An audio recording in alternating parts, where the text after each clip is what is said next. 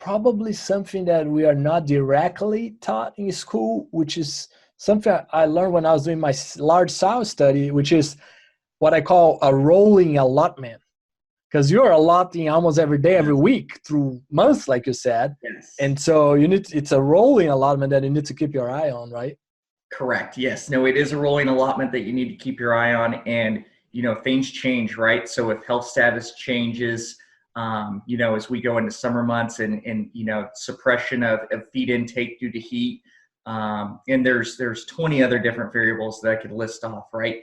You definitely need to keep those in mind and make sure that you're interpreting your data correctly in doing that. So, yeah, very good point.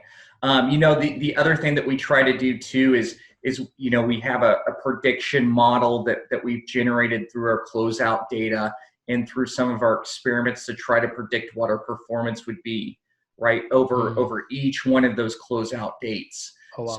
So we can use that model to determine what was the difference of each one of those closeouts from that model, and was that difference significant?